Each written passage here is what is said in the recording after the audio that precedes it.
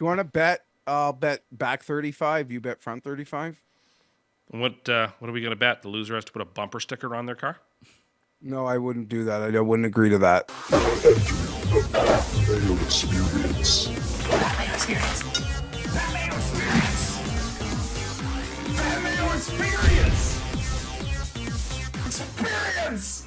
Welcome to the Pat Mayo Experience. Genesis Invitational Picks, bets, one and done, plus a recap of what happened last week. If you want to play in the Listeners League, let's get that thing full. The link is down in the description right now. Smash like, sub to the channel. And as always, fantasynational.com/Mayo gets you 20% off all membership. So go do that right now. Why wouldn't you go do that right now? Additionally, I have a movie club show coming out in 2 weeks. Southland Tales is the movie. If you want to go rent it, it's like $1.99 on Amazon.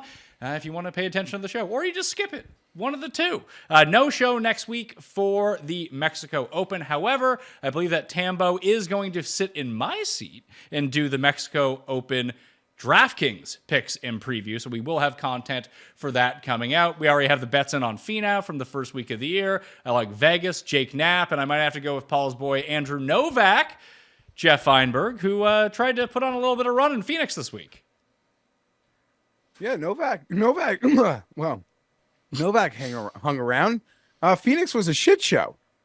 By all accounts, it was a brand new level of debauchery. So we'll see what happens next. Well, because of this, we don't just need me and Geoff to break this all down. What we need is an outsider opinion who watched some live, watched some PGA, and has some takes on Tiger Woods' return to the PGA Tour. It is Tim Cust. Cust. That's not my name. Tiger's back. He is. I'm excited. I think he'll play well. Really? I do actually think he'll play well. Like make the cut play well? Absolutely. It would be bad if he didn't make. It's a very small cut. No, not just make the cut play well, like top 20. Really? Yeah, I think he could finish top 20. I mean, that would be big. So Geoff kind of hit on it. So let's talk about Phoenix first. All of the weather delays, the debauchery.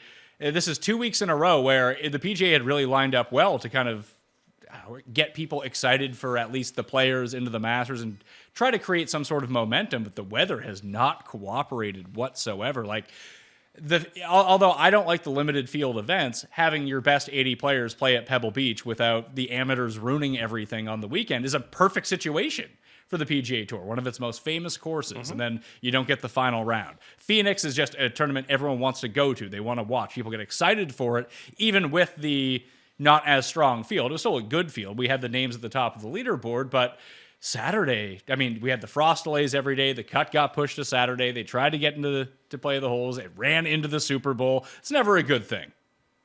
But the debauchery you speak of, Geoff, pretty sure, I mean, a few bad actors can make it look really bad.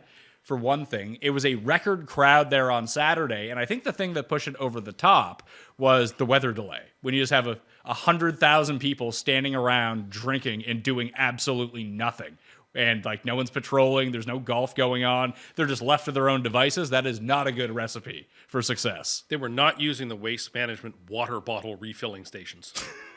That's for sure. So we're all very familiar with what the tournament is. A lot of players embrace it, whether they, fake embrace it or really like it. Everyone who's in the field for the most part knows exactly what they're getting into. Pat, you two have been there yourselves. By all accounts, by people who had been there multiple years, by players who had played it before, there was just a simply new level of disgusting behavior, of relentless heckling that wasn't just limited to the 16th hole. Apparently, it made its way through the entire property. You saw a player like Byung-Hung An who's like, I've played in this tournament 5 or 6 times. I know exactly what I'm signing up for. This was nothing like I'd ever seen here. And I have they know what they're signing up for. So I don't know what's going to happen. I mean, yeah, it's probably the weather delay. The PGA can't really rein it in because this tournament, to many golf fans, is their favorite thing about golf. And in this new golf ecosystem, it'd be really bad for the PGA to try to rein in some people's favorite thing that the PGA even has going for it in this time of tour battle. But Yeah, seemed like fun. Seemed like the college kids had a great time. I'm a little jealous, a little worn out. Second week in a row, the golf gods have said, "Here, watch live." Fewer people watch Live this week. Although more people watched in person than they did the week before. Yes. So there's that. Great. It's not like there was a ton of people at the Live. But another great leaderboard, more compelling golf down the stretch. You got Rahm shanking balls. I wouldn't say it was more compelling down the stretch whatsoever. Pretty more. I say it was comparable down the stretch. Just quite compelling golf with big names. Yeah, with John Rahm. John Rahm left the PGA Tour, Jeff, because he can't close. And he's like, I need to take the guaranteed money. Jack Lemmon from Glengarry Glen He's just Ross. like, I can't close tournament. Yeah. He's not an ABC on the Live Tour anymore. It's 2 weeks in a row. John Rahm has it by the balls coming down the. He shanked a shot. Shanked it. In contention with 3 holes left in Vegas. I don't know what to make of that. I tuned in for a bit. I had a Bryson ticket, so I kind Me of too. tuned out. Yeah. And then I wanted to watch the end, so I tuned back in and Watched him douse You know, himself even- in gasoline and set himself on fire, which is what he did essentially. people for all the entertainers that Live has, people can think DJ is boring, but I think DJ's magic. Like I get so enamored watching DJ play great. I love it. I love it as much as anyone else in pro golf.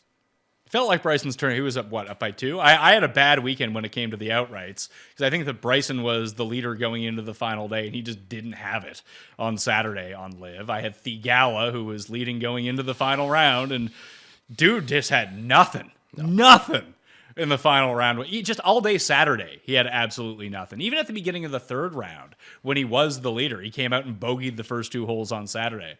He's going to win one of these big tournaments. He's just around too much not to. It feels like. And someone had pointed out to me, Jeff, that Thigala kind of has his happy places now, where he just lock him in for a top 10 no matter where it is. He's sort of like Bubba in that way. Yeah, I guess he's going to be a horse for some courses. I had him as well. He just couldn't get it going. I don't know, maybe the whole jumbled everything. It all it didn't. You should say like it had a negative effect, but Nick Taylor won from the last group in a not reset tee sheet. So, the guy he was playing with rose above all of it. So it's hard to make an excuse for him. Yeah, I don't mind. Like, obviously, they had to get the guys back out on the course, so they wanted to finish with daylight on Sunday. They did not want to. I mean, they didn't want to go into the Super Bowl to begin with. Then the weather just didn't allow for it. They had to go into it. But we watched the entire thing. Like, we watched both screens at the same time. It was compelling. Like the final 3 hours of golf were awesome. Yeah, in it was Phoenix. absolutely compelling golf. Like the PGA got great golf. It was the first time all season that I was really interested in what was going on. Like I couldn't get excited about Nick Dunlap. Really? And That story seems like right up your alley. I just couldn't get excited for it. Here was Hoffman trying to make a big run, and anyway, Is it because you knew Hoffman? I knew Hoffman, I know Taylor.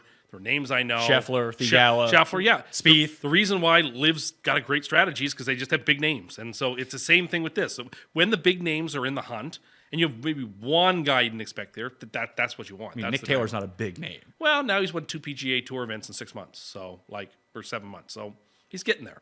Sure, but I mean, he's not Spieth. Spieth hasn't won 2 in a year. Spieth's right there. And Thomas is there. Adam Scott played great, but you never know because they showed one shot of his all Sunday, even though he was finished 9th or whatever. He played on the other. He was on the other side of the course, and then had a really nice Sunday. Now he returns to Riviera, where he's a former champion at this event. This is a pretty sticky course history type spot as well. But fucking Scheffler, man. Yeah, well, he made every putt early, which meant he was going to miss every putt late. That's precisely what came to pass. But he has the range. Like when you Jeff, I actually thought that like all day Sunday because I watched all of it. I kind of like 27 holes on a Sunday. I find it super compelling. I don't like, obviously, how long it goes to and spilling into the Super Bowl. But, Hoffman was a man on a mission because he actually kept it together and made all the putts. But Scheffler, there was at one point, he made 5 birdies in the morning in a row. And then he had a chance to make 5 in a row again on holes 2, 3, 4, 5, and 6 in his final round. And he finally missed the putt on number 6. And I wouldn't say it broke his putting hot streak because he ended up gaining strokes putting in the final round, although he lost almost 3 on holes, I think it was 13, 14, and 15. He lost almost 3 strokes putting, yet still finishing the positive for the round. It's just, Scottie Scheffler's biggest downfall is that he hits the ball too close to the pin on approaches. I could say so much, but at the same time, what is there to say? Like, he got hot, then he's missing 3-footers. On the end of round 3, Pat, he had a 25-footer on 18. He hit the ball, he putted it into the bunker. That's strategy, though. You can't 3-putt from the bunker. And don't get me wrong, like, yes, there are some runoffs, and the sun was out, but we're talking about a course that rained, a course that had 4 days of frost delay. Like, we're not talking about some out of control stip meter of a course that got away. He putted into the bunker from 25 feet.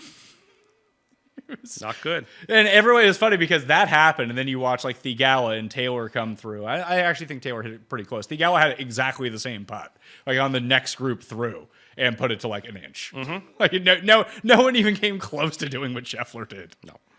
Like, it was outrageous. But are we going to look back at this part of Scottie Scheffler's career where ball striking wise, tee to green wise, he's essentially 2000s Tiger? Like, the numbers dictate that. It is the best 18-month stretch, 2-year run, whatever, ball striking wise, that basically we've seen since the very peak of Tiger. And he's going to walk away with it with like 4 wins. But he has 20 top 10s. Like, this isn't going to last forever. Like, he's going to go back to being like somewhat human. He'll still be a great ball striker, but this level so much better than everyone else. And he just wasn't able to cash that many first place checks. How many times did he win last year? 2. He won Phoenix. He won Phoenix, and You won the Players, right? he won the Players. Yeah, those 2. That was it. And the year before, he won 4 because he won them all in a row. He won Phoenix, Bay Hill, Augusta, and I think he won the match play. Yeah, he won the match play. I mean, I still think that Sam Burns gave this tournament away more than Scheffler did. He did. Don't talk to me about that, but whatever. Oh, he did. Like, Sam Burns, if he just had a average short game on Sunday, he wins that tournament. But that's okay. So I think we can spin this one of 2 ways. He was so far behind that nothing could go wrong for him because just to see where the final score ended up, he needed it. Because I think that I can look into it. I believe he got to 17 when leaders were at 18, but he was already through the birdie holes. So yeah, to Pat's point, like, he could never get to, what was it, 21? Well, the thing is, like, he actually putted pretty well for like the overall course day. Let's say, yeah, he gained 1.3 strokes putting in the final round. But that's because he made the 30-foot eagle, like stuff that he had to make to claw back into it. But he missed 3 putts in like the first 7 holes from inside 5 feet. That was really the difference for him. Yeah. But I mean, he shot 64. He shot the round of the day. Yeah.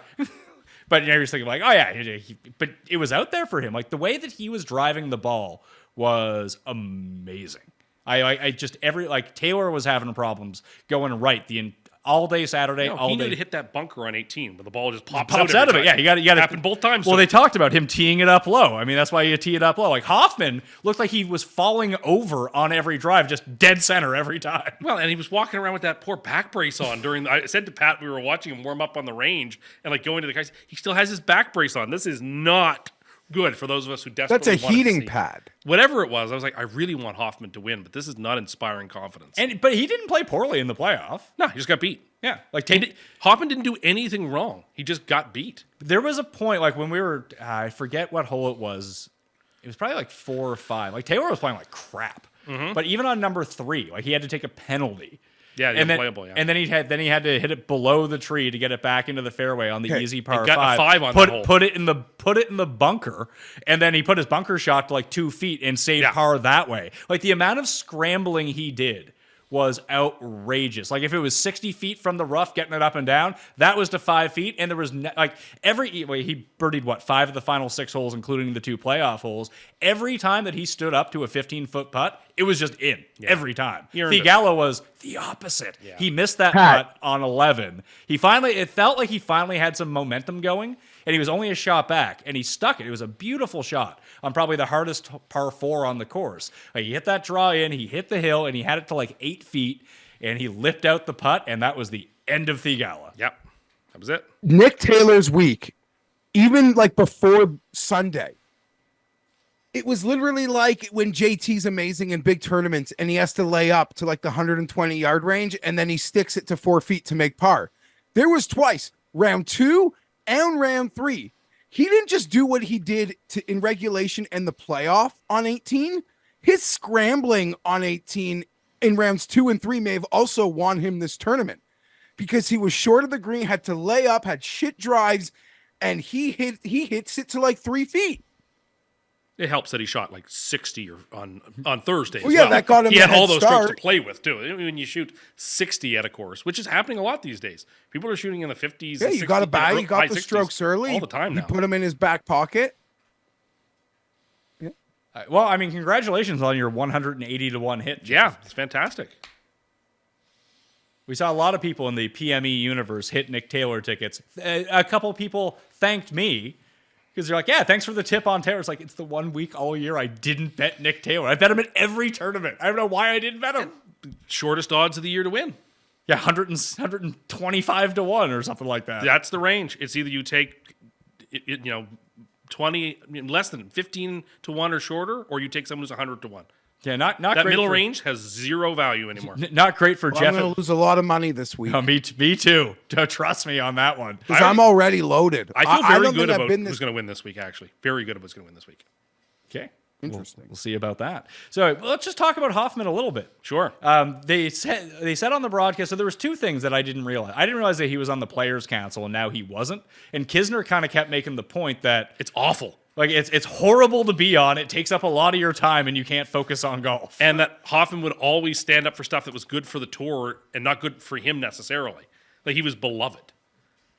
I mean, I feel like Kisner's gonna say that. Nah, I feel like Kisner's a pretty straight shooter from what we've heard the last few weeks. Yeah, I like that Kisner will give people shit. I think he speaks his mind, which is the virtue you want in somebody in that chair. I saw people were getting a bit fatigued on Saturday, Jeff, when they had Kisner and Smiley at 16, and basically all they were showing were shots at 16. They weren't showing any of the actual coverage. And I think it had to do with the delay because everything got pushed so late that you could have had your main CBS or NBC coverage this week and then put that on Golf Channel, and then you would have 2 separate feeds. I think that was the plan, but then weather got in the way. But it felt like Kevin Kisner was just having a time on 16. He was just giving people shit. He was booing people. It was pretty funny. Yeah. Smiley's got a hard time keeping up. Little bit, yeah. Well, he wants, like, Kisner is still an active PGA Tour player, too. Like, this is just something he's dipping his toe into the water, so he can still be critical and give people shit. Like, what's Smiley going to give people shit about? He's like, hey, I'm Jordan Spieth's friend. Yeah, exactly. I mean, he did win on He's tour. the new Nota Begay. In a way, yeah, he kind of is the new Nota Begay. Yeah.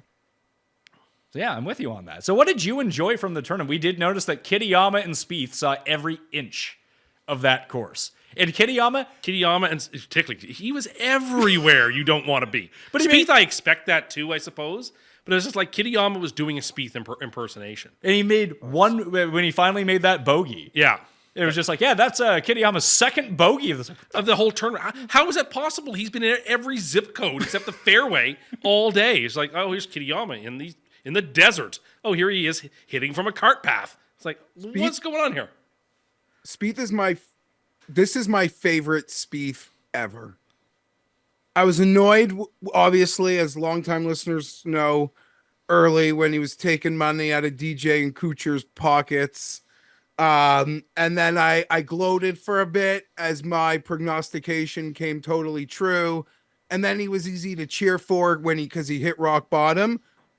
But I like what we are getting now. I adore. Like the guy that's like first page leaderboard, dead last in approach, just a total circus of events, but the magic in between it. This is my favorite version you can have of this guy. It's not that dissimilar from everything he always did. Just like, oh, Jordan but Spieth missed the easiest super one. heightened at the moment. I suppose. I mean, this one in particular, I think he holed out from the bunker twice. He kept chipping things in. It was just and missing short putts, but making 35-footers. It was very vintage Spieth. Yeah, it was. No, but like in terms of a TV product, he is my favorite thing to watch outside of the guys who I truly like are my favorite players. Two guys really did let me down throughout the course of it. Not really let me down because I didn't have any Cameron Young anywhere to speak of. But it felt like I thought that he was going to do what Burns did in the final round, because I think he opened with a birdie on one, made a really long putt, and just missed on number two, and then he just went away. We didn't They see him couldn't again. get him off TV fast enough. And then I think he birdied 16 and 17, so then he got back on TV for a little bit. And then there was just poor Justin Thomas, who was at the same number basically the end. He was in like T6 the entire tournament. Just didn't see anything from JT. In fact, they cut to him and then they went to commercial right away. Yeah. But I was again, proud of myself for not betting him. if he had, you just take a look at the leaders. Like Scheffler was just above break-even putting, he actually gained exactly the same amount of strokes, 0.4, as Justin Thomas. So obviously the ball striking for Scheffler was much, much better. But Thomas is going to kill us one of these weeks when he finds the putter. And he's just going to win by like 7 Who was it strokes. they said is a perfect ball striker and a perfect short game player? I can't remember who it was. Like, if that were true, he would win every tournament. Yeah, What are you talking about? they cut to someone. They're like, oh my god, like his ball striking, like one of the best on tour. It's like, but he's even better on the greens. And it was just some shit player, like a guy who misses the cutter, comes T40 every week. Like the way that you've now described this guy, he is Scotty Scheffler, but can putt. Yeah. But it was just some. So as for jabroni. Cam Young, I almost found myself cheering against him because I was so close to betting him. I spoke glowingly about him on last week's show, and he got himself right into it at the start of the day. And then he got to the par 5, and it's go zone in the fairway. And then he hits it in the bunker, and then he hits it over the green. And then it's just like, fuck, man. And then he misses a short putt, and then he pars the par 5, and then he goes to a par 3 and makes bogey. You don't see him again. All that being said, is I like Cam Young this week. I've bet on Cam Young this week as well, Oh, and I never bet on Cam Young. So no, but it's high. You see the form; he's playing well, and the number's big, right? It was a big, fair number. Like I don't feel like I'm getting ripped off what I took this morning. No, for a 65-person event, no, I would agree with you on that. Hideki kind of made some runs. So yeah, the guys I mentioned Vegas because Vegas played with Burns and Berger. In one of the featured groups that I was at the office, so we had all the featured groups on. Vegas played really well, like ball striking wise, the entire week. I think that if he does end up playing in Mexico, like he's a legit bet. Do you know who I saw life of that I like, and I wish we were getting something bigger this week? You might have already bet him. I'm sure we'll talk about him. Connors? Well, there's some big ones there, but shorter down the board. Adam Scott. I saw some things I like there. Yeah, his number already got crushed since open. Fuck, really? It was short to begin with. Wasn't even big at the start. Yeah, he's down to 35-1. Yeah. I don't know if I trust him to win, but I really like him. I see. I thought that Hoffman was going to win only because no one had any Charlie Hoffman money whatsoever, and it would have been like because there was all these names in the mix. You had Scheffler, you had Taylor, Theegala, Burns, Spieth, Thomas. And all guys. Theegala had a big crowd there cheering for him. Oh, yeah, everyone did. There was not a player, according to the broadcasting, that didn't have a huge crowd. I guess when you have huge crowds, that's going to happen. However, everyone had money on like one or two of those guys to win this tournament. The only two outliers were Andrew Novak and Charlie Hoffman. I was like, well, the Super Bowl's in Vegas. This is basically walking up to the roulette table and 0-0 hitting. It's Charlie Hoffman. What were Hoffman's odds? I don't know. I assume they were like 400-1. Because to me, I mean this. Hoffman winning would have caught me more off guard than Nick Dunlop. Well, yeah, you mentioned Nick Dunlop on the show, so of course that's true. But that wasn't even in the context of betting. It was just like I would have been like, I am more surprised that Charlie Hoffman won than like a superstar amateur in 2024. The way, the trajectory these kids seem to walk through the tunnel with. Is that it Now- for Charlie Hoffman? Was that it? And you won't even sniff him a bet for the rest of the year, or when we get maybe he's shown himself a little bit and he's worth 100-1 somewhere. You got a lot of FedEx Cup points. It should probably do him a lot of good as the season progresses. It got him into this tournament this week at the Genesis. So, because he was now 5th in the Aeon 5. Yeah. So, like, I was Yeah, just between wondering, this and is the he just a Valero, complete he'll have flash, had a whole season. or- Yeah, Valero, he'll end up playing. I guess maybe he'll get himself into the players because of the amount of FedEx Cup points that he has now. But, Puerto Rico, the Texas tournaments, all like the lower status events. ball striking wise, he was still fine. I did like one of the things that I liked about Kisner. I think it was him who ended up doing it, so I don't want to give credit to Kisner if it wasn't him. But when they talked about the weak grip Yes. that Hoffman had, and he went back and looked at it, it's like, why can't I hit the ball like I used to? He's like, granted, I'm older, my swing looks different. And they said like everything looked the same except for the grip that he had move on the your hand, club, yeah. and he had to move it over 20%. It's exactly the same problem that I had last year when I started like. Yeah. I couldn't keep the ball on the fairway anymore. Like I couldn't make decent contact. And I went to the guy that gives me lessons, and he just looked at me. He's like, "Oh yeah, your grip is absolutely fucked. Like you need to turn your hand back over so you can actually control the face coming through." I was like, "Huh." Pros have that problem too, apparently. They do. But yeah, 7 strokes gained on approach, and he made everything. He did. Everything. He He's not going to wasn't make even hitting fairways, man. He was sticking it. It was unbelievable. And then he hits the eagle putt, and I had to take a walk outside. I literally had to go for a walk. I don't know why people are shocked. This is a year where people you've either forgotten about or never heard of are just gonna I'm win. still shocked. It's not I'm gonna stop. Still shocked. Well, I don't know what the word is, but like, yeah, I don't know. I'm a sucker. I'm a sucker for what my expectations are, and it's hard to get me off it. I'm shocked. I like those sorts of stories. I'm glad Nick Taylor won and not Well, Charlie Hoffman, but it's those sorts of stories that, like, you know, because we've spoken about it many times. Like, we give the PGA a hard time for playing every week. We think it's, you know, redundant and boring. Not boring is probably the wrong word. Redundant. But yeah, it's every time you can make you. There's a lot of PGA tournaments, even the big boys aren't involved, where there's something real charming like that. Be it an amateur, be it a Charlie Hoffman, you know, good for them. Grayson Murray, Grayson Murray. who won, is going to Augusta. He actually has a pretty decent game for Augusta. All right, I'm not going to bet him. Although you have to reveal. You gave me your Masters winner last night. What? Out of nowhere. Yeah. Tim just brought it up. No. Keep it quiet. No, you got to say. No. People need to bet it now. don't You're you the big game hunter. Tell the people. You tell the people. You told me. You tell the people. Tell the people. Do you forget who you picked? Tell the people. Who do you think he This is picked the to win? gold pick. This is his gold pick. Who do you think that he picked to win the Masters? Like, which range are we talking about here? Like longer shot. Yeah, when you hit Wyndham Clark at 100 to 1, then you pick guys that are 100 to 1 or 80 to 1 or something. Okay, I'm gonna take 2 guesses. Okay. I'm not gonna waste too much time here. It's a guy who currently sits 13th in the President's Cup standings for the United States. So that can narrow it down for you.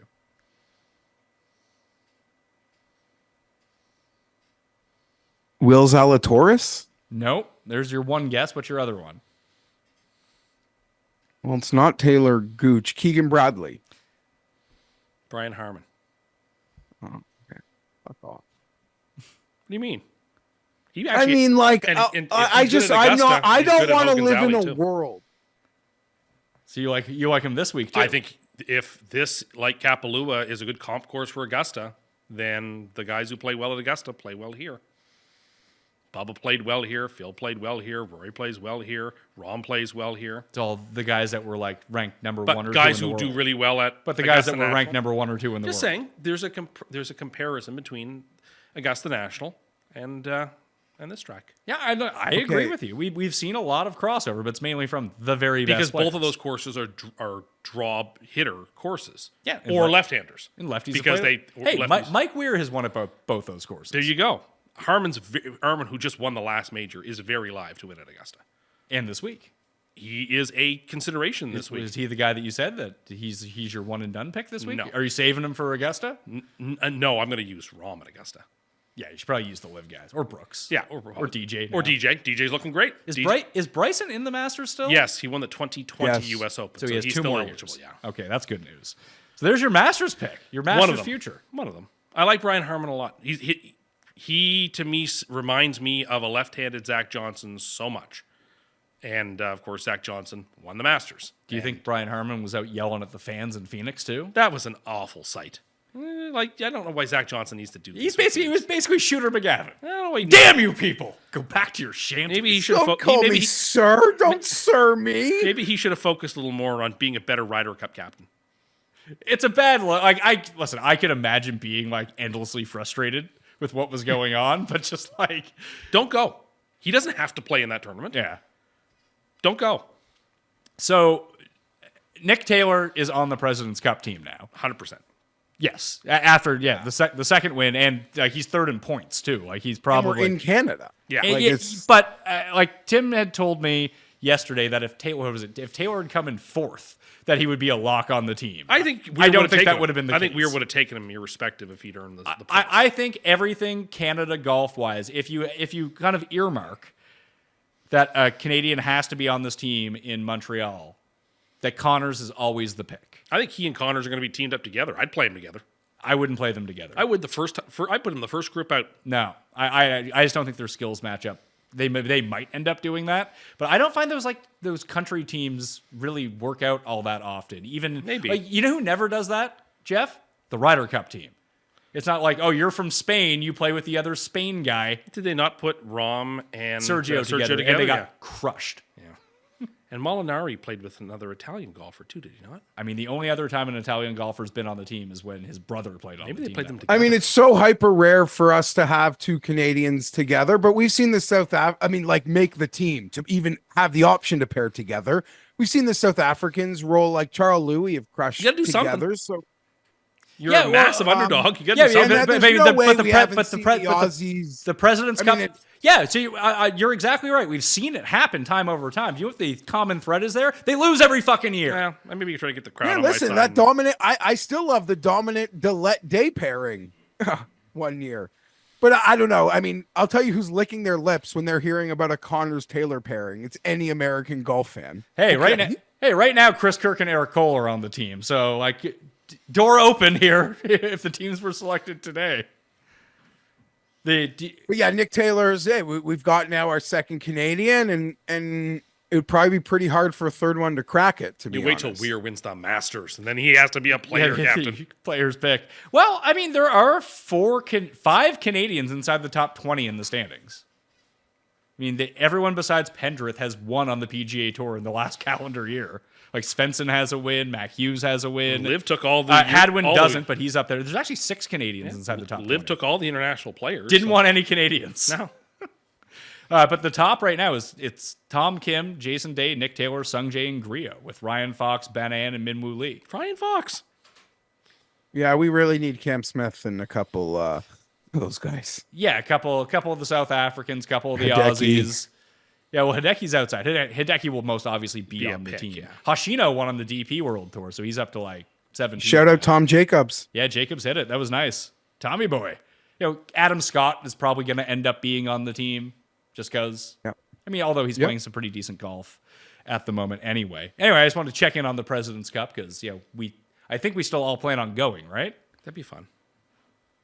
Yeah, I mean, now that I'm not like going to Canton this summer, I got a couple open days. Though I don't think that those mix. No, I think it's in the autumn, right? No, but I just listen, when you're a father of 3, you've only got so much equity to disappear. That's all I mean. Are you saying that I have a tougher time going or an easier time going because I'm only a father of 2, Jeff? Father, that's the father. I'm implication- not, I that's didn't the even mean to implication make he's it about making. numbers. That's the implication. I did not mean to make it about numbers. I just mean anyone gets it. Like I could do what I want because I care about doing so little. Do what so I when want. I want to do something. What? He'll do what he wants. Yeah, well, no, like I don't have many. How does that hobbies, work? so if I'm- Either you only have so much equity, and so you can't do what you want, or you'll do what you want. How do those two it's a concepts fine line. jive together? It's like I do so little. There's so little things that I care about doing that when there's something I want to do, my wife wouldn't say no because it's not like I'm coming back next weekend and being like, I gotta go here, I gotta go here, I gotta do that. I'll do what That's I all. want, except I can't do what I want. What I want to do Quite a fits justice perfectly. It all fits perfectly into what I need. Okay. All right. I don't want to be greedy about it either. Yeah, you want to be a good dad. You want to be present. Like I want to go right up to the line and then not cross the line where it's like rah rah rah. That's how you would explain it? Yeah, don't cut that clip. Okay. I won't cut that clip. Anything else on Phoenix or Liv before we move on? When does Liv play again, Tim? March 1st to 3rd, they go to Jeddah. They're going on an international swing. They'll be in Jeddah and Hong Kong in March before they go to Doral and then back international to Australia. So 3 of their next 4 events. Doral, then the Masters, Yeah, right? Doral Masters. Well, I'm talking about live events. Sure, but That I'm is a just live event. thinking about the guys. Yeah, you're right. So Doral is sort of their warm-up for Augusta.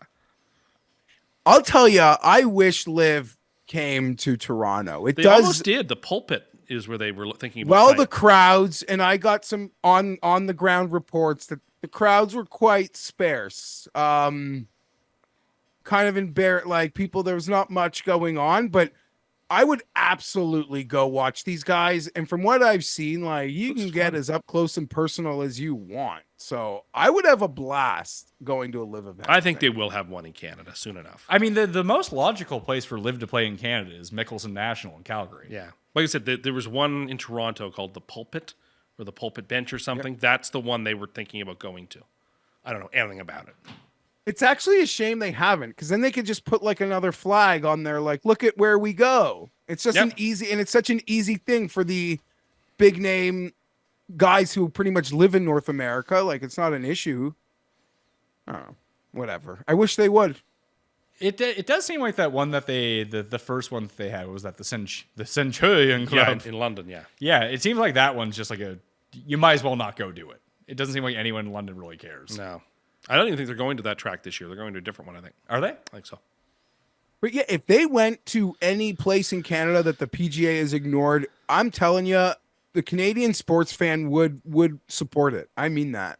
I mean, we're members of a course that held the women's LPGA Canadian Open. That's true. They could come and play the... I don't think they're going to come to our course. Why and not? play. They could. They would shoot. I Yeah, mean, we thought the 57 on the Corn Ferry Tour was We bad. We had the Tella Skins game. We had the Women's Canadian Open. We could have Live Canada. Sure, we could. We have all the accommodations required. We could totally do it. Our course would not be the course. You don't think? You can't make it long enough. You can make it long enough for the LPGA. You can't make You it can long just put the enough. pin and goofy spots on 10, and everyone will take 12s. That's true. Except for DJ, who will just drive it with a 6-iron. Wait, you can drive. I've watched Yeah. someone drive that green. You'd have to put in a couple of really back tee boxes. Like on number 3, make it like a really long Well, hole. like I had mentioned to you, like because you always talk about the Cabot courses, Liv would actually work at Cabot. Yes, Like, it if would. you don't expect anyone to go anyway, then you could actually pull that one off. Live would look, and that would look amazing on television. Oh my goodness. I also came up with the Liv idea, and Jeff, let me know how you feel about this. That as much as I hate like the Amex with the 3-course rotation, that I think Liv it would be cool if they went to a place that had 3 courses and they played each of the courses each of the That days. would be really cool. That would be cool. I think that is cool. I mean, the reason those are needed though is because of the logistics of the people, and that's not an issue for Liv, but that would be a charming thing. Even if they went to like where the thing I'd say like at the Greenbrier, I feel like there's like 5 courses there, but I'm sure like They're playing at the Greenbrier. there's only one champion course that they could actually play, and someone shot a 59 on it last time. That's okay. 59s are the new norm. Yeah, people are having fun on Live. People are playing. Jeff claimed that someone's going to shoot a 54 this season on Live. Did you not? If they played like some of that Corn Ferry course this week, someone would have. Do you think DJ would put up a 54 at our course? Oh yeah, I think they would basically. So it apart? during the Tella Skins game when it was played there on number 9, which is 9's probably one of the more difficult. I would holes, agree. especially when you're not great and you don't hit a very good draw. Vegas played from the back tees and just dropped it on the green from the tee. Yeah. He just cut the way. He's like, I'll cut this water and just aim at the green. Yeah, that's the tough part. Like anyone that I've ever played with at our course that is like a legit driver, like even our buddy Dub, who hadn't played in like 3 months, but absolutely crushes the ball off the tee. He shot what, like 75 in his first time playing That's true. in 3 months? Yeah, it's true. Just if you have distance off the tee there, every hole, like even for me, like when I get hot, like when I break 80 there, Yeah. 70% of the holes I can get to within 120 yards from the tees that There aren't many holes that hold you back with distance there. Yeah, so if that's the case, and even like if you play it from the tips, like there's only so far you can go back. Exactly. It would be a struggle for us. Oh, yeah. Wouldn't be a struggle for them. Yeah. So that's Live, that's Phoenix, that's a President's Cup update. I think it's time that we talk about some Tiger Woods in the Genesis Invitational 66-man field, I believe that it is. I don't have the final numbers on that. 66. I probably should have all of that. But it's going to be cut down Masters style. So there's another Masters correlation, Geoff. Top 50 in ties will make the weekend. So I hate this. I like the cut. Okay, but this is them sitting on the fence, because last year with the elevated events, people like me got all like, but there's no cut. It's such bullshit. It's so stupid. And then Tiger Woods even joined in. He's like, you can't have events without a cut. That's not golf. So then they created this like insanely false, embarrassing cut. That's like totally feels unnecessary. I do like that guys are going to miss the weekend. And I think that I forget, I think it was, I totally forgot, I'm spacing on it, who put this out on Twitter this weekend. But just there was real drama in the cut line this week in Phoenix. Like guys actually rally, like Sung Jae had to rally. Tom Kim came from nowhere to make the cut this week. Like that was like, you set a goal, you're like, hey, I'm +2. I mean, we saw. I think Varner was kind of a perfect example of this on Live. Like 2 weeks ago, he got it going bad in the first round. He's like, fuck it.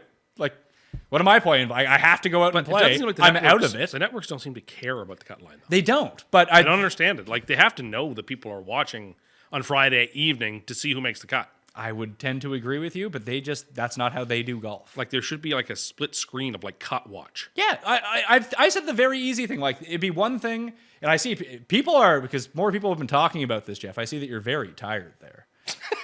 Sorry for boring you. I know it's... No, you're not. The Super Bowl, sorry. It's okay. It was a long day. It's a long day of shooting that we're doing. We're only halfway through this. I was going to say. I think the first show will end up being the longest show that we do. However, where was I? Cut line. Yeah, people are trying to like come up, like talk about the cut sweat as if that's like their brand new idea now. I don't like that.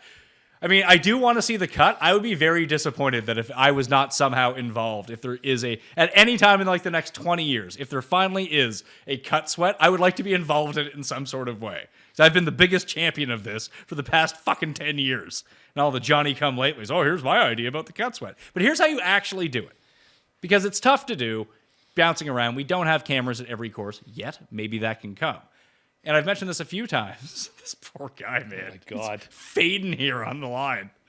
No, I'm good. Just put cameras... Oh, yeah, you look good. Just on Friday, or whenever the second round is because of the weather, just put cameras on 17, on 18, on 8, and on 9. You like ESPN Plus has the featured holes. Yeah. And they're just like random 4 holes. Just put all the fucking ones right there. I don't get why there isn't a groundswell for it. Because, as it turns out, this space is actually very small. It's an echo chamber. And if you're someone who isn't terminally online talking about golf coverage, and you're just one of the 98% of people who just tune into CBS or NBC, or even Golf Channel for that matter, they never talk about it. So why do people know, like, what investment do casual fans have in this if they're never informed that this is really I don't a think thing? Casual fans are watching on Friday evening. I mean, it does. Like, the ratings would suggest that there are 500,000 people basically watching on Friday and Saturday. Those are the obsessives. Sure, but No, it it's just doesn't golf even, niche. But it doesn't even feel like it's that many people who care about this stuff. That if you can convert those people, then it'd be a huge success. Yeah, that's true. Okay, I'll tell you how it happens, and I mean this. I truly mean it. The only way this happens is if whoever the son of the guy who runs Golf Channel presents his dad the idea. I honestly mean this. I saw a thing, Bob Iger and Disney, he didn't realize betting was legitimate until he saw his 2 adult sons doing it. He's like, oh, I guess this is a real thing. Like, they are so, we're a niche, we are an echo chamber. On the other end, they're also in an echo chamber. Like we're at two different spectrums of echo chambers, and the only way you can break through, I mean it, is if it's like, hey, Dad, you know what you guys should do?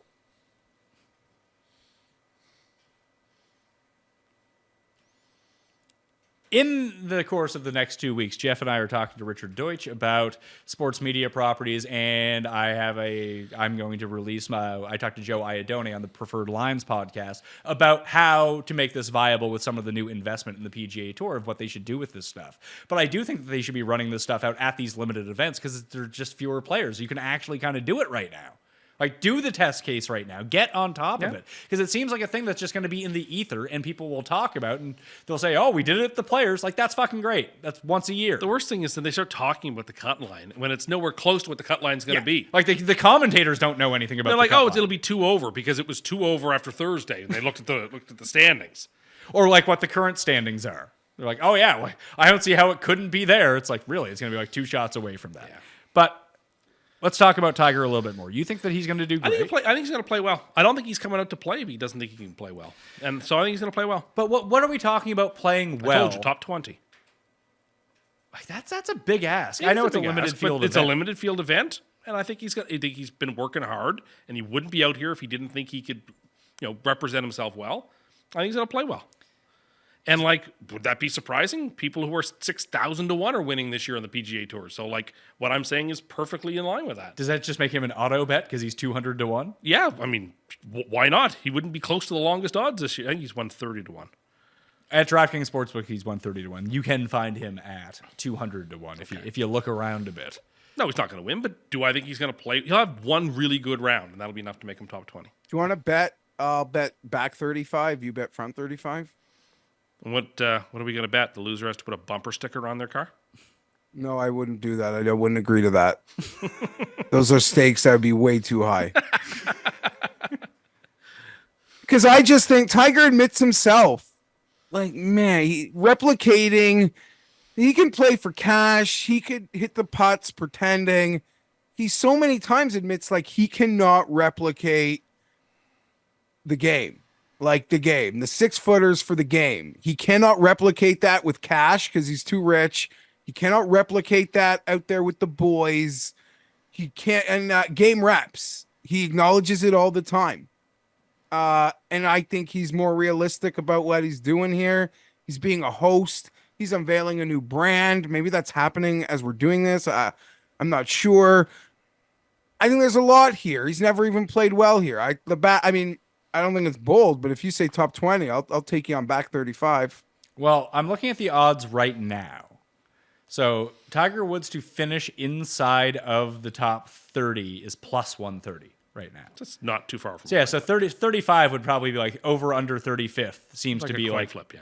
Yeah, it would be the coin flip. Oh, if it's a coin flip, I can't possibly pick. My model just won't allow me to pick, Jeff. I'm sorry. Like, it's coin flip. Like, it could go this way, it could go that way. No, your model could have an edge. Your model My model have doesn't. an edge. No, You my said T20. But I look at my model. I thought T20, but it's a coin flip at 35. Maybe he will, maybe he won't. I just can't make a pick. Can't do it. I think he. Pretend I think I'm he your won't. 10-year-old. My favorite prop is that he won't make 2 holes in one. That's my favorite prop actually of the week. I think you should bet that.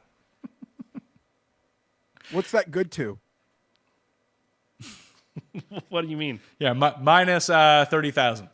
It's good to minus 30,000. Yeah. To play in the final pairing on Sunday, Tiger Woods is 100 to 1. I don't think so.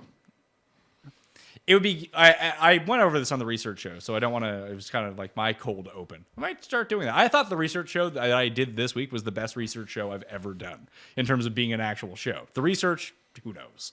It might be completely wrong, but just to talk about it, I thought it was a better show than normally the research show is. But this is a make or break week for them because we talked about the weather delays the last 2 weeks, and they've kicked the can down the road. But as it turns out, at least in my mind, I think the ratings will reflect this. So like Pebble Beach is always going to count a draw because it's Pebble Beach. Even when the tournament sucked, it was one of the highest rated tournaments every year because people like tuning into Pebble Beach. What's the one thing that supersedes anything on the PGA Tour? Super Bowl. Tiger Woods. Oh, yeah. Tiger? Tiger. Yeah, Tiger Tiger, is of course. playing in this. That Tiger, of you course. could have the shit weather and people can talk about, people tuned into Live or he gave Live a day at Pebble Beach or everything at Phoenix was pushed back and it went to the Super Bowl. None of that matters as long as this week goes off without a I hitch. agree. And Tiger plays And all. they can- and Tiger's there. I agree. With 80 guys, they could probably work it to make sure Tiger plays in both TV, like the Thursday and Friday TV window. Yes, they really want to get him to the weekend. Of course. Where in the past, like because of waves, you really can't get in both TV windows. But with the 80-man field, they could probably set him up to play on TV both days. I would tend to Or agree. maybe they want to drive the signups to like the plus stuff. So now I don't know what I'm talking about. 'Cause, Yeah, right? That gets people to sign up to that stuff. Yeah, I don't know exactly. That actually would be the one thing in golf that would get you if you weren't just a diehard who wanted to watch ESPN Plus anyway. This would be like, hey, here's every shot from Tiger feed, which should be a thing on ESPN Plus. Should exist. Because people would actually pay for that. Of course they would. You can bet what his Thursday shirt color will be. Pink is the favorite. Okay. I mean, it depends on the weather. Whenever the weather is bad, like British Open style, I mean, maybe I have this ingrained. He'll wear that like gray turtleneck type shirt. He's worn that. Okay, yes, but they said the jacket doesn't, like the jacket or vest doesn't count, and like the long sleeve undershirt doesn't count either. No, but it's usually like a long sleeve, like golf. Yeah. It's gray in some sort.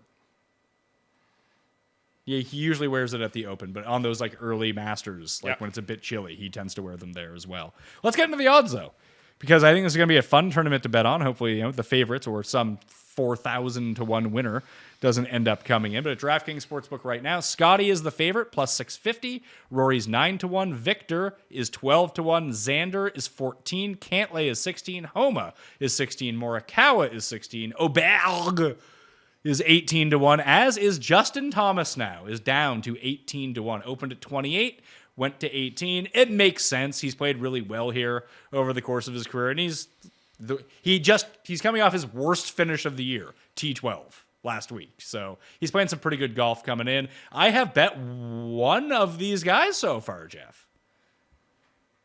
I bet none of them. I stared at that Justin 27. I actually went for a guy higher whose number dropped harder this morning, who we'll get to in a second. There are only two players I'd consider here. It should be no secret. One would be Hovland, but I don't know. My card could be, I don't know, I could afford it. And I would like to consider strongly betting Ludwig. I've seen it as high as 23. I bet Ludwig at 22 this morning. First thing I did. Okay. I was surprised because I figured his odds would drop down to 18 or 16, just because that's the range that he's been in. But I thought Torrey Pines was kind of the perfect course for him. He played really well at Torrey Pines in his first visit there. That this course is going to play really well for his strong suits as well too. It just, can he figure out the green complexes? I mean, it's hit or miss. People talked about how poorly he putted at Torrey Pines, despite the fact that he gained strokes putting on the week. Like, he needs to have a better putting performance if you're going to win. But, distance plays at Riv. As a Ludwig slobber, it's a big week, because if we get a good result this week, we can correlate that to maybe those 100 to 1 Masters not, maybe having a life. Tough to win your first ever appearance. I know, but if you are him, maybe he is. But yeah, no, I'm not expecting him to win the Masters. I'm just saying, let's roll over some good Riv. I believe he's everything. And it was even pointed out to me, Pat, that like his eyes look like Tom Brady's. Oh, sexy eyes? The like this part of his face, you'll look for it next time. Looks like Tom Brady. If you had to guess, Tim, where Ludwig ranks in the world rankings right now, what would you guess? 16th. 11th. Yeah. His run. Tim, do you remember the first time you saw him? Yeah. I wanted him was- off You my wanted him TV. off your last year? TV. I wanted him off my TV because I didn't know who he was. And I still feel the same way. I don't want to see people I don't know. That's me, though. I don't want to see people But I that don't was building a guy that they knew was going to be awesome. Great. And then after he has a good year this year, he'll be able to live next year. That's what Liv's going to do. They're just going to buy all these guys year after year. As the old guys retire and they get rid of the really old guys, new spots open up, they'll just buy Aubert. Oh, I don't doubt Liv's about to They'll buy Dunlap or double and whomever. triple down again. Whoever they Liv's need. gonna take that private equity deal and triple it down with more bodies. Somebody else is also, seems like he's laying the ground to go to Live. And his name's Rory McIlroy, it seems like. I don't think so. What? That I'd argue maybe Hovland, but not Rory. I was gonna say, if you're a big fan of Liv, that is a very That's the way I'm reading it. Liv-centric interpretation of Rory. And it dovetails with my pick this week, which is Rory. Oh, you're picking Rory. I think Rory, who's a natural drawer of the golf ball, an essential thing at Hogan's Alley, and he's played well at this course in the past. And I think he's a perfect setup for this course. He ought to be the favorite, not Scheffler. He's going to win. It's hard to not make Scheffler the Why? favorite. Scheffler doesn't win. Neither does Rory. Rory has won events. I mean, so is Scheffler. Okay, well, I'm going to take Rory here. No, I don't think there's been a tournament, Jeff, in the history of us betting where I've lost more money on Rory McIlroy than at Riviera. I bet him basically every year. Because I see the same thing that everyone sees, and he just doesn't win. It's like, come on, man. Even the stupid year JB Holmes won. That was Rory's year to win. Mm-hmm. Yeah. And there was a lot of time where he did more Middle East golf, so he kind of apologized to some of his Riviera play. But now that he doesn't really do that a ton anymore. Gets him sharp for the match in a couple of weeks, too. He just won and came second in the Middle East as of like 3 weeks ago. Yeah, he's great. He's going to win this week, too. Oh, yeah, I guess this year he did do the Middle East again. So, yeah. And then he's got the match in 2 weeks. What's a match? I would just say Like the match. You know how I don't know 2-on-2? what scenario it would take for me to bet the best player in the world to win a golf tournament at the numbers they post them. It's crazy, right? Like it's so hard because I mean, we talked about it. Scheffler has these. It's not that he has a lack of wins; he has a lack of wins for the performances that he is putting up. That it's hard to trust him to like if you need him to make a 3-foot putt. I just feel like he's going to miss it every time. Now you put him I'm over. not kidding. You put him over a 17-foot putt. I think he's basically doing what Spieth did that year. Mm-hmm. The weird thing is, if it came down to like Scheffler versus a guy you've bet in the 40s in a head-to-head situation, I don't feel dead like I do if it's a raw, like the other top guys. I don't think I'm the favorite, but I don't feel like I'm fucked. Like, I think I can get this guy. And I think the players aren't intimidated by him for how good he is. It's weird. He's not he doesn't intimidate his opponents like the number one player in the world should. But he should. Like, I couldn't imagine. I think because who did he play with? Who was playing in his group in Phoenix? I can't remember now. It wasn't Hoffman. Hoffman was with Spieth. Cam Young. No, JT was with Cam Young. Yeah. Scheffler was with Kitayama and Mav McNeely. No, Spieth was with Spieth was with It was Kitayama. Mav McNeely and Ryan Fox. All right, maybe. so two guys who tanked.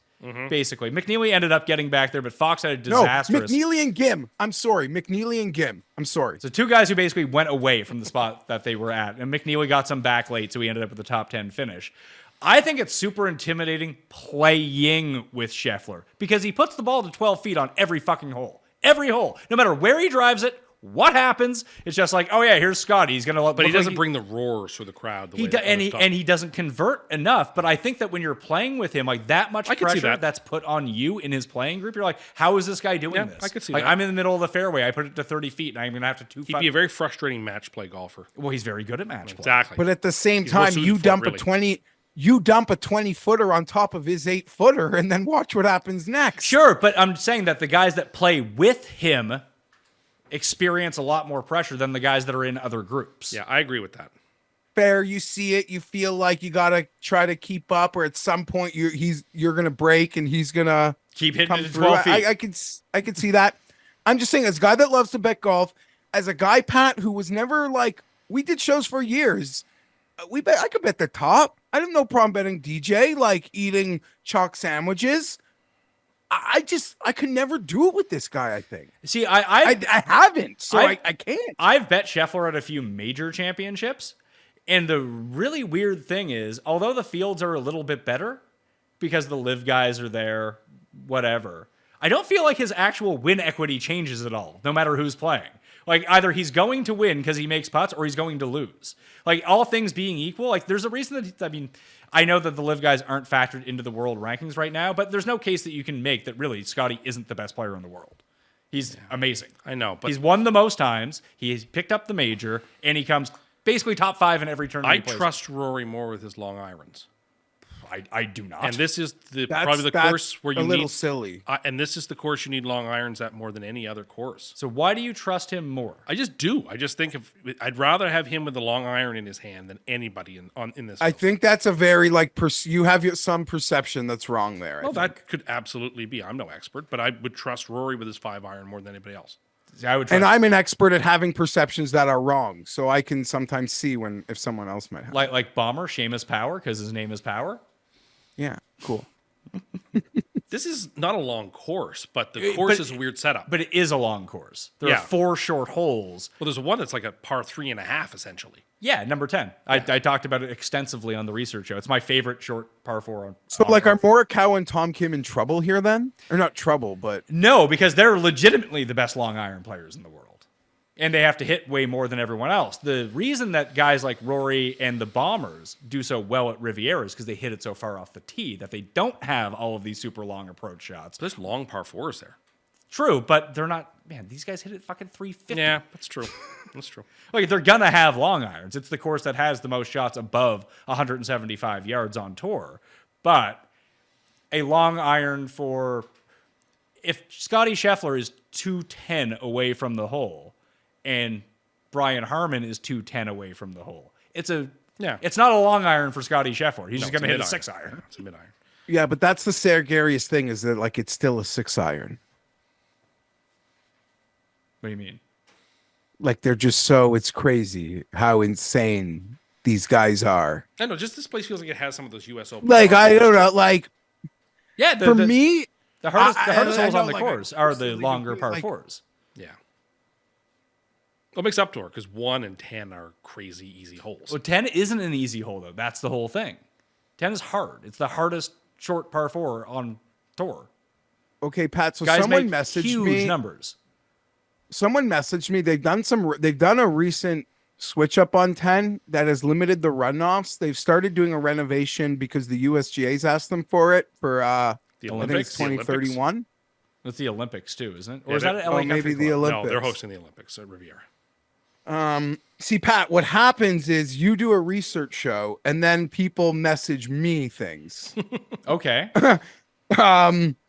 But no, this was just to say, this plays River. They flattened out the front left part of that green because the USGA came in and that was a change they wanted before the 2031 US Open.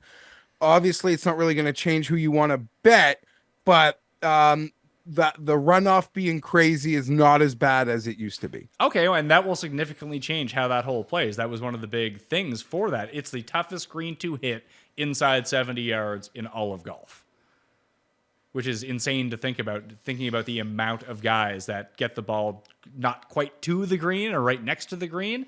And you can just make some giant numbers there where you can't at a lot of the short par 4s. Even that short par 4, remember we were watching Oak Hill last year, the one that had the huge bunker around it. It almost felt like an island green. And guys were taking a run at it. And it didn't matter unless you drew the worst lie in that bunker in front of it. Like, why not take a shot at it? Yeah. Like 17 yesterday at Phoenix. Yeah, where you kept advocating for people to hit 3 woods all the time. But there was no penalty to going for. We watched it. No one laid up. The course was very poorly set up yesterday. 16 and 17 were holes that took all the juice out of those holes. I don't know. They were Everyone in down the bad stretch spots. started birdieing 16. Yeah, but they were in bad spots. There was no chance at like a 2-incher or even a hole in one. No one had a real crack at it. Scheffler hit it to an inch. The pin on 17 basically took out any chance at an eagle. Like one guy hit it close, and that's Scheffler. Like I don't know. It just those were really poorly for drama and excitement. Very bad pin positions. I don't know. They're set up as birdie holes. They're not set up as eagle and hole. Well, in see, I one want holes. them to. If you're going to have them in all that excitement, I want them to be eagle and hole in one holes. Really juice it up.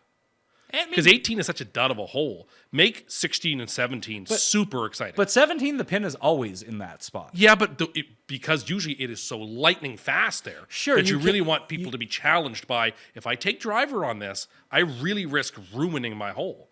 Yesterday, with the conditions so soft, there was zero risk of hitting stick. Thing is, you take So you put driver that pin there, and very you're front. still. You take driver there, you go in the water, you're still like dropping on the fringe. Yeah, it's but if you still put the a par. pin up front, you challenge people to take the water on because you can The get on pin the is green never close. at front on Sunday. It's never been there. Doesn't mean it can't be. That's a terrible spot because then people can just use a 3-wood, hit it to the front of the green, and chip in for eagle. Great. That's what I want to see. That's I want terrible. to see as many you eagles want, as possible. You want the at the back. It makes the hole actually tough. It was too tough yesterday. It wasn't too tough. I thought it was too tough. It was not what I wanted to see. I wanted to see people with legitimate cracks at eagles or even an albatross. That's what I thought wanted to see. Hoffman was going to have I thought Hoffman was going to have a real par putt there, and he hit like a 70-foot lagger to a. Oh, it was foot. a fantastic putt. But people were making, that's the thing because everyone kept hitting it into the Brooks zone where Yes. Brooks chipped in for eagle the year that he ended up. It was just a free bailout yesterday. Everyone could bail out. It was, but guys kept making bogey from there because no one could get their chip to get down the hill. I it kept getting stuck, and then you 3-putt. It took eagle out of play, and I wanted to see some eagles. Brendan Todd made an eagle. I wanted to see eagles. How many eagle holes do you need? I need a few. I want a few down the still stretch. chip in for eagle. from 13, 15, and 17 should all be eagle eligible holes coming down the stretch. Is what I want to see. Juice it up. there. Did you just? I mean, have you seen the guys doing the rewatch of all the Cust corners? That guy. Yes, I About have. you railing on how you wouldn't take a professional tour seriously if people wore shorts. I guess I've changed my mind, haven't I? Yeah, really. Believe it or not, I'm allowed to change my opinions. It's funny how you change your opinions very conveniently with things that all of a sudden that you like, which are really against. Well, because these aren't everything at that you courses that like I would be a dead set against anybody wearing them at St. Andrews or Augusta. Why? What's the difference? I just feel like there's a mystique to some of those places. But So what you deem things that have a mystique? Well, yeah, it's and my what you opinion. deem Well, yeah, it's my a opinion. Professional. That's insane. okay, But yes, Jeff, players wear shorts, not real golf. But apparently now it's like the best golf. it's more entertaining golf by and large than what we've seen this year. The two tournaments that live have been more entertaining than anything the PGA's produced. I mean, Sunday at Phoenix was much better. That was excellent. It was I'll give way it that. better than that was the fucking that was conclusion. entertaining. That was entertaining. But. All the big names on Live coming down the stretch. You almost had your Peter Uline win. Hey, Gooch nearly won again. Gooch and Matthew Wolf, Jeff. Matthew Wolf's a big name. If those For a guy that delivers hold on, hypoth- if those guys were on the PGA Tour and they were the three names at the top of the leaderboard, Cust would call it an illegitimate event. I don't know about that. Who are these pretty guys? interest- Get them off my TV. Why would I watch this? All these names suck. That's your opinion. That's what you say every single week. But if they play on mean, Live, the way- they're all of a sudden Peter Uline's a real big name, is he? A guy who couldn't even fucking qualify for the PGA Tour? Whatever. The way Tim talks about, how do you put this? I'm surprised, like, as a sports fan, am I allowed to say, like, well, hypothetically, if they played around Fort Pebble Beach, it would have been just incredible, Tim. It would have been so amazing. Like, why can't I use a hypothetical? Go the way ahead. you do. Hypothetical round of the year. Go ahead. Round 4 at Pebble Beach. Go ahead. Ludwig wins. Let's get to this middle section because that's where most of my bets come in from. So you didn't bet anyone inside the top 20, Jeff? Not inside 20, but I bet Ludwig at 23. Okay, and I bet Ludwig at 22. Okay, so that's where we're at. I'd probably still bet him at 18 if that was the only odd that I could get. This next range, Burns is at 22. That's down from 35 earlier. Finau is at 28. Spieth is at 28. Tommy is at 30 for reasons unknown. Watch him finally fucking win because no one will bet him at 30 to 1. Will Zalatoris is 35. Theegala is 35. Fitzpatrick's 35. Cam Young is 35. Adam Scott is 35. Windy C, Cust guy, is at 40 to 1. He's the only one. They got Day at 45, and then two names, Højgaard and Sung Jae, both at 50 to 1. This is where I made the vast majority of my bets, but I made them early, Jeff, so I got much better numbers here. I have Cameron Young at 45 to 1. Adam Scott at 45 to 1. Wyndham Clark at 55 to 1. And Sam Burns at 35 to 1. Sam Burns will be my one and done. So I'm with you. I've made two, and you've made them. I've bet Sam Burns at 35. I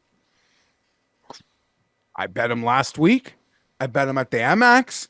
In between that, he was top 10 at Pebble. I got to stick with this guy on the West Coast. I saw that number. I looked right through that JT 27 that was hanging. And just like I went Burns over JT last week, did it again. Also on Cam Young. I stared at Adam Scott. I didn't have the balls to do it. I've stared at Finau. Why? Just because, like, I don't know. He's winning next week. I don't want to He almost won this tournament, what, 2 years ago? Yeah, 3 years when ago? You know, he's almost won this tournament multiple That times. was The year Bubba won. That was won a this. double that was a double curse. You cursed Finau, and then you cursed Homa when he had that 1 foot putt and he missed it. Can't believe he missed that putt. And then you cursed Tony in the playoff when Homa got stuck behind that tree. That's right. Oh, goodness. I forgot about that. That was a horrible beat. I did not. So just like for peace of mind, I'm really liking Finau. I've always thought he's got to win here. It's not really why you'd want to bet someone at this sort of number. Is like at one point in your life you thought he would for sure win at this golf course. There could be someone else I was looking at there, but no, the bets I've made is Ludwig, Sam, and Cam. And I'll probably hammer 2 more in front of 60 and then be done. Yeah, I just have the 5. I might throw someone long onto the list just to try to capitalize on the year of the triple-digit winner. Doesn't What did you Clark get Scott make a lot on? of sense for this course? Clark? Yeah, doesn't he make a lot of sense for this course the way you described it?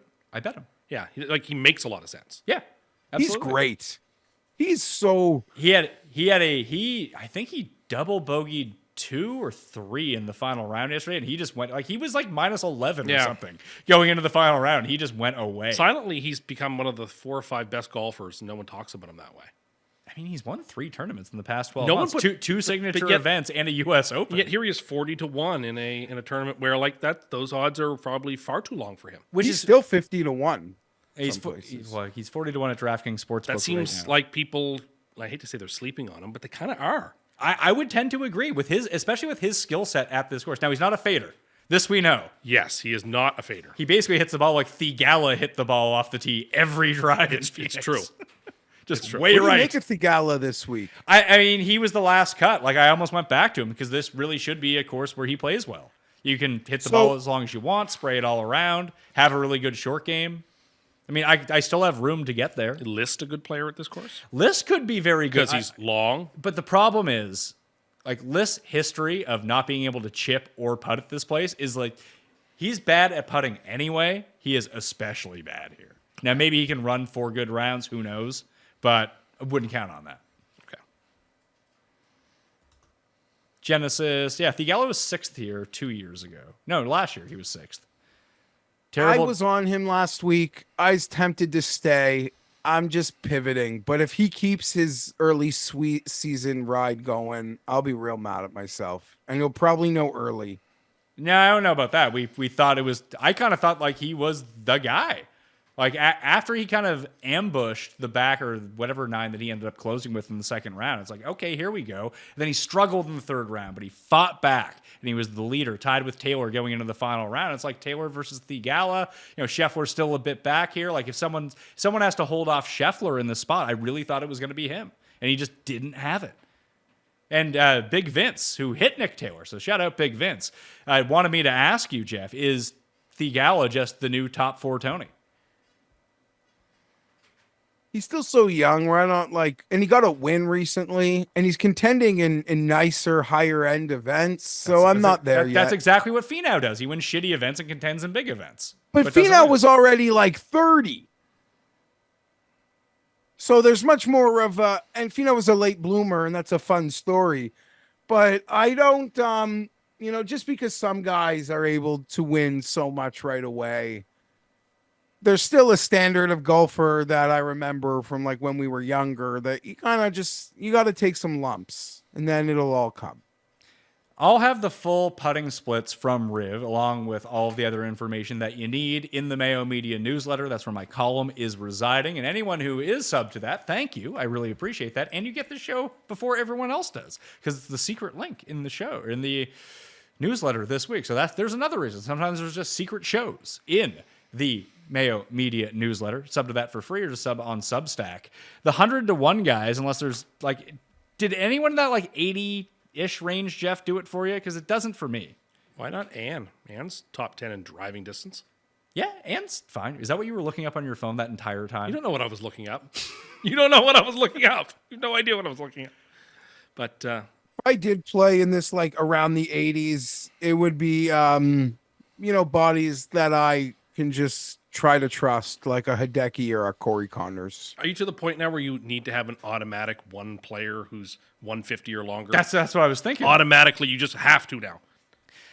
I worry that Ann, maybe it was the conditions that Ann struggled with, just like the atmosphere. It really, like, he even took to Twitter to talk about it. He's not a great POA putter. I mean, he's not a good putter anyway, but he's an even worse POA putter than anything else. This, on paper, should be he's an excellent long iron player, but his irons have not. Does he like the Kikuya? This we don't know. And I don't find I that hear they've got Kikuya grass. I don't find At that Riviera. Kikuya actually does anything here. It's weird.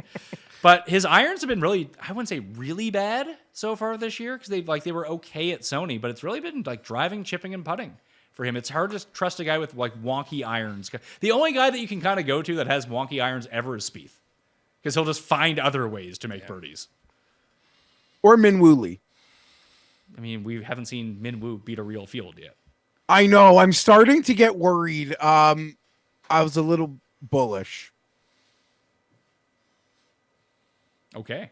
Good to know. Well, now that Phoenix is done, and now that football is done, listen, yes, I threw a little late Wednesday night grenade on Nick Taylor.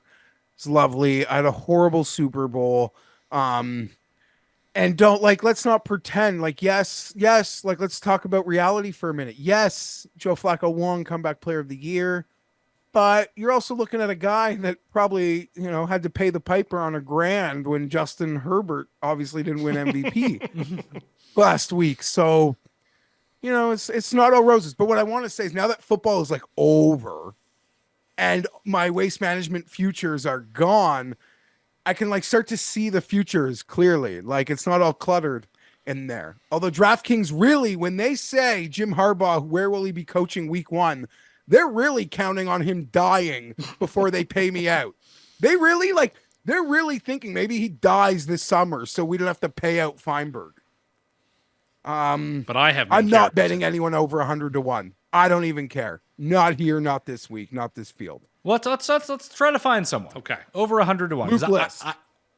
List, Yep, I think List. List is the obvious choice. What you will find in a very limited sample of best putters on these greens, Montgomery and Svensson are both pretty good.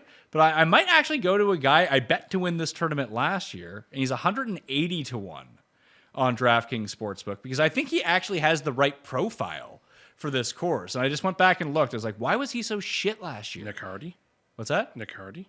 No, not Nick Hardy was a guy who was doing great for me on DraftKings last He's a week. bomber. You could play with him. I mean, I wouldn't put him in the pure bomber category. Top 25 in driving distance. Yeah, but they're calculating that based on fields that they're you can't. Are you looking on PGAtour.com? Yes. So you realize that if a guy plays like Kapalua, right? Yeah. That his driving distance is going to be 40% higher than any other appreciate course. that. You know where Nick Hardy played? Yeah. Kapalua. Which is a Is golf your course. guess Taylor Moore? Taylor Moore would be the answer. Okay. I'm smart.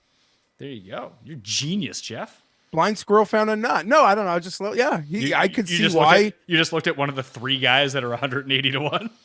Well, no, there aren't many guys. I'm looking at more of a cross section of books, but there are few guys up there and profile, and sure, I'm not that smart. If you called me wanted, out. so last year, we take a look at Taylor Moore. Where are we at here with Taylor Moore? The Genesis. So, I mean, even just looking back at last week. Now, he did a lot of good work chipping last week, but he was top 15 in the field in approach. That's always nice to see after he had lost in 6 consecutive events. He lost almost 5 strokes putting and still came in 39th. And we take a look back at what he's done at the Genesis so far in his career. He missed the cut a year ago, but did gain on the greens. He was T21 the year before that, gained a ton off the tee, gained a ton on the green. So if his irons can actually click a little bit this week, and we're talking about 180, how can you talk yourself into a 180 to 1 guy? Well, everything needs to go right for him. That's step 1.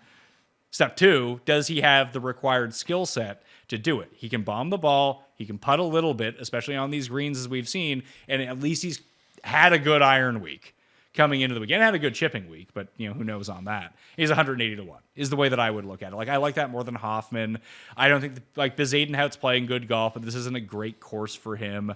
Seamus Power not long enough, Ryder not long enough, Spawn not long enough. Chase Johnson's not a creative player. Grayson Murray probably not. He's been terrible since he won. He kind of caught the lightning in a bottle. Everyone buried at the bottom here, outside of Nick Hardy, I suppose, and Kevin Yu would maybe be the other one, Jeff, just because he had been playing really good golf and he crushes it off the tee too, which I just always kind of stuns me because I guess Rory hits the ball a ton, JT hits the ball a ton. Why not Kevin Yu as well? But those I would be looking bombers if I was looking deep. People were really excited about their Kevin Yu T20s, their placings. Then he He found a little trouble. He missed the cut last week. Well, yeah, he had a great first round, and then he kind of just double bogeyed his way through the second round. Yeah, I'm not there, but Kevin Ewell, cash people, not here though. Never played in this tournament. Had been, driving and hitting his irons really well. Terrible putting at Pebble Beach and terrible chipping everywhere. Like his around What sort of head-to-head do you think they'll put up for Tiger? Like who? Ricky Fowler? Because they never do it with a guy who's his direct odds counterpart. Because I feel like Luke they List. know his odds are inflated. Lucas Glover or Tiger Woods. Luke List or Tiger Woods. Ricky Fowler or Tiger Yeah, Woods. Lucas Glover, the two guys who won U.S. Opens at Bethpage Black. He and Tiger. Lucas has never made a cut here, and he also missed his tee time last week. He did miss his tee time. You think his wife enjoyed that? I think he's got some equity with the wife off last year's cash payments. It would have been a perfect tournament for him too, because it was so cold this weekend. He had no Like chance of sweating through after clothes. last year, his wifey is not missing a handbag. After the way last year went, like she's good. She's good. I suppose that's true. Yeah, the back-to-back wins and getting one during the FedEx Cup playoffs. Yeah, that'll get you paid. And now he's gone back to like not being good again, which is kind of funny. After being like, he should be on the Ryder Cup team. Well, he had a case for it, but couldn't have done worse. So maybe they should have had him. They probably They would. picked a bad team. You say that they couldn't have done worse. They could have done not worse. much. They probably could have done worse by having Lucas Glover on their fucking team. I don't know. They picked a bad team. I mean, they picked who they could pick. No, they left Finau off, who I was told was a surefire can't miss pick. That was from him. But Listen, we're all wrong. You can admit to being wrong about shorts. I can think I was not forecasting Finau's death of a second half. Like, whatever, man. all right. How long? Like for in 5 years from now, you're gonna be like, I thought Tony Finau was a guarantee. No, I'll just bring up how you told me the Raiders couldn't possibly have fewer wins than the Patriots last year. I was wrong. Jeff isn't one of Okay. these people that isn't going to come on here and not give picks. That's true. Jeff doesn't care what his I'm gonna model give says. Picks. And guess what, Tim? Guess what? I was wrong about the Patriots. I thought they'd win 6 or 7 games. I was wrong. And you know what? Here's a tease. They did not rank nearly as well in my rankings based on where they're drafting as I thought they might as we discoursed this I'm season. excited. So the and only we'll do that next Monday. Yes. Yeah. Tune in next Monday for me, Tim, and Jeff going over the actual Jeff's power rankings of how teams did in the NFL this year. I'm very excited for this show. It's not scientific. What? No, go on. Go on. Don't believe you on that. You didn't run the algo? No, it's just not scientific. It's a potpourri of factors, but mainly it's about your Feelings. ability to quest for a world's championship. Trying to find here. If we just sort by driving distance. So Rory, JT, Ben Ann, Woodland, Kevin Yu, Højgaard, Xander, Smalley. Smalley was one of the names from down that list. Smalley, so is Woodland. Yes. Smalley's the one that hits it tight but can't hit putts, right? Yeah, basically. Well, that's not good on POA. Don't people get freaked out on POA? Or if you're just constantly used to missing every putt, maybe it's just the norm. Yeah, we've seen bad putters like List and even we've seen a lot of bad putters sort of Win POA on brings POA. them more to the median. Yeah. Right? I would tend to agree. Taylor Moore, Wyndham Clark, Aubert, Jaeger got bumped, Chase Johnson, Dunlap. Maybe it's another Dunlap win. Or it's a Chase Johnson win. Wyndham's been 2,000 to so good and consistent. You could be right. The 50s just it seems very fair. Well, it's funny because I bet him at the Amex I think he was 80 to 1 at the Amex. I was like, that doesn't make any sense. Considering this guy just won 2 tournaments and is like a top 15 player in the world, and we're playing at the American Express. He had a really bad round, then he had a really good round. He just didn't factor in. Then I just kind of forgot about that at Pebble Beach and didn't do it. Almost But like you Nick talked Taylor. about him lovely on the Pebble Beach show. I You know. said this line like it's insulting. You mentioned the Bo Hostler and all that. Yeah, it didn't mean that I bet him. I mean, he helped me win a DraftKings tournament. That was great. So I won money off of him, but I didn't make the bet. I'm a week early or a week late on the guys who win. It's been strange this year. Anyway, let's get to our quick picks and try to guide the people like I hammered down right off the hop this week. So the 5 that I went with, Ludwig Aubert. Sorry, you're checking your time? Or is it going too long here? No, it's all good. Did your watch tell you to stand up? Yes. Well, we're doing a show. I know. I'm just telling you, my watch told me to stand up. We'll be out of here in a minute. Ludwig, 22-1 for me. Sam Burns, 35-1. Cameron Young, 45-1. Adam Scott, 45-1.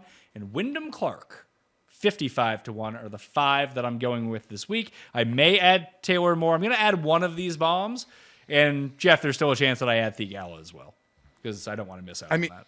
I love the work you've done. Thank you. I pirated a bit of it, and we didn't even talk. But if you were up early and on that site, there were just those numbers. So I'm on Ludwig. I'm on Cam Young. I'm on that juicy Sam Burns. Finau. Guess Adam Scott. If I have the guts to do it, I love him so much. I wish we disagreed more. When you come back from vacation, we're gonna disagree. I'm gonna argue with you about your picks. Okay, that's gonna happen. But no, I like the Simpatico. We're clear. Simpatico. It does feel like it's gonna be the very top, but I have no interest. I can't get there. One and done picks for the Genesis Invitational. I mean, this is one to go get a win. And if you're going to use a guy, it's a big purse. You can go do it. We all did pretty well last week. Tim won the week with Spieth. He tied for 6th. I had JT, came 12th. And you had Hideki, who came T22. So Jeff still leads by 100K over me. Tim, you're now at 389,000. You are 500K behind. But you can make that all up pretty quickly. Who is your pick? Rory McIlroy for Tim. Sam Burns for me, Jeff, because I won the week. I picked first. Who are you taking? I'm never capable of using the best players, even though I should. But I'm going to ride the California quality Sahith result. You're going with Theegala here? Strange. I know. You know who the actual good one and done pick is here? Cantlay. Boring Cantlay. No one's going to bet him. Or Schauffele, who plays well here. Schauffele, yeah. Like one of those guys. Yeah. See, here again, see, this is the Cantlay I don't hate. You want to bet Cantlay to win the Masters, it's 20-1. You want to bet him to win this week, it's like 18-1. You could probably get it enhanced to 20. You probably could get it enhanced to 20. I wonder if that is the case. Maybe that would be It's 19, enhanced to 19. That seems not... It's reasonable. Man, yeah, that's not bad. This is the Cantlay I like. This is the Cantlay I like the most. Not when Cantlay's like the guy to beat at 10-1, 12-1. I like Cantlay when the big boys are here and he's like 20. So maybe I'll circle back. Maybe. Well, tune into anything that Jeff is doing at Geoff Fienberg on Twitter later on this week to find out if he did circle back and get there on Patrick Cantlay at 19-1, or maybe a bigger number if no one bets him. Thanks for being in the studio, Tim. Thank you. You're running on fumes here. We need to take a break, don't we? I'm doing fine. Are you? I'm doing fine. Okay. Jeff at Geoff Fienberg 17, like I mentioned. Let's win some bets this week, all right? I could use some extra cash on my vacation. This Tiger. I made this myself. I took this to like a store in the mall, and this is a picture of Tiger from his first ever pro event at Riviera. When did you get that made? A few years ago. They call that bespoke, custom. Did they look at you kind of funny? Bro, you're working at a mall custom t-shirt shop. You don't have the right to look at anyone funny. Jeez. Throwing darts there, huh? If you work retail and you think you deserve respect, vote Jeff. The Custies No, are still open. Whoa. You can vote for the Custies down in the description right now. This is not... Dude, come on. So, like, I'm in line, and I'm sure the woman behind me is making her, like, it's Sanderson family vacation t-shirts. So, like, that's the sort of shit I'm dealing with. And I walk up, and the guy's, like, worried about it being illegal. And I'm like, what are you talking about? Just take this picture, smack it on the crew neck. Let's go. When did I have this made, actually? I had it made. I wore this at the DFS golf thing in Florida that started COVID. Yeah. So that's how old this is. The week before COVID. Yeah, we started it. I didn't bet Burns last week because I feel like if I had bet Burns last week after having bet him at the Amex that I just couldn't possibly go through it again. But where I didn't bet him, I had money on him, Jeff, along with you when the Finau Homa year. That was Burns was up by 4 at the turn. He immediately went out of bounds. That. I don't remember. I forgot that. Yeah. And before we go, the worst job CBS ever did covering a golf tournament was the Adam Scott win a couple of years ago, where there were like 8 guys within a shot. They didn't know what to do. They'd even show us Harold Varner top the ball on 10. It was the worst coverage ever It's of a funny. golf tournament. I mentioned that exact same thing. The Varner top on 10 on the research show. Yeah, I had Damon to win because I live bet him at 200 to 1, and he was playing. We didn't see Damon on TV until he almost hit it into Adam Scott on like 16 or something. And he came second.